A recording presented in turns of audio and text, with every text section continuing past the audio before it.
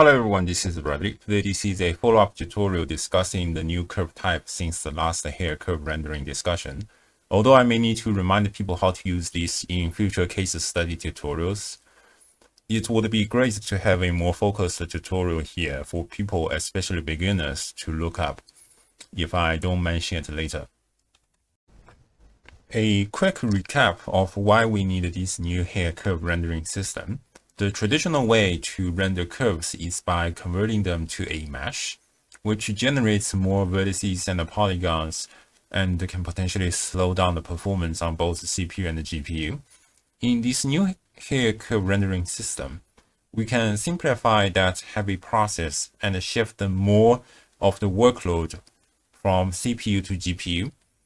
So if you're working with hair, cloth, fibers, etc., you will likely want to use this new system to render more hair particles.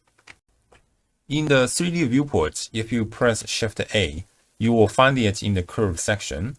It has unique icons that indicate its object type. One is grayed out and the other is white. The grayed out option suggests you need an active mesh object.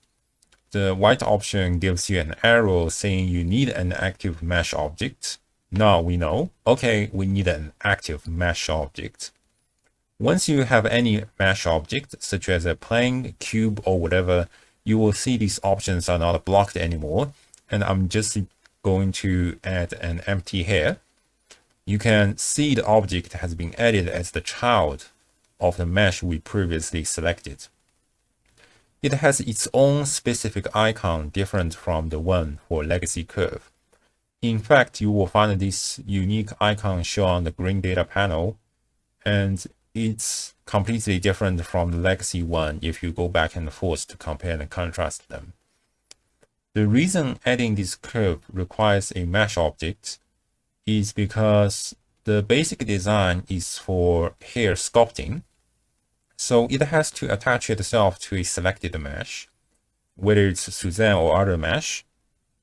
Here you can add curves in sculpt mode, and these curves can attach to a rig nicely as it's moving.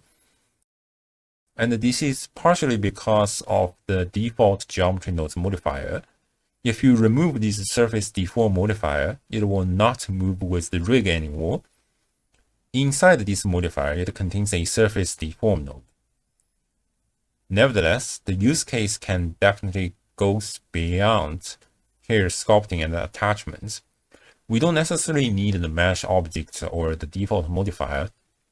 The key part is that now you can render your curve without explicitly converting it to a mesh anymore.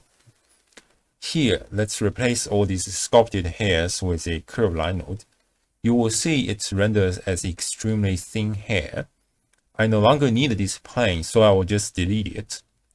Now, this curve can be rendered without using the traditional curve to mesh node. Ideally, I'd use set curve radius to change its thickness. But you will notice it doesn't work. That's because there are several important render settings you need to be aware of. You can find them in the render properties panel under the curve section, and you will find modes like strand, strip, and cylinder. In order to change the thickness, you must not use strand. Once you switch to strip, you can immediately see the changes. Strip is essentially a plane that's facing towards the camera, and you will see the floor if you look from the top of it. Alternatively, cylinder is a half circle towards the camera. Here, if you increase the additional subdivision, you will find it doesn't change anything. By reading the tooltip, you will find it's a subdivision along the curve.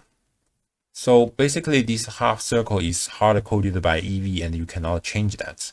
Here, if you switch to cycles and the render view, let's add the two lights to make it more visible. You will see it looks more like a professional render. The settings are also different from those in the eevee and the viewport. I won't go too much detail since they work fine out of the box. In fact, I don't see the real difference either. You can experiment with the settings yourself to find the best balance between performance and the render quality. That's it. I hope you enjoyed this video, and I'll probably see you next time. Bye bye.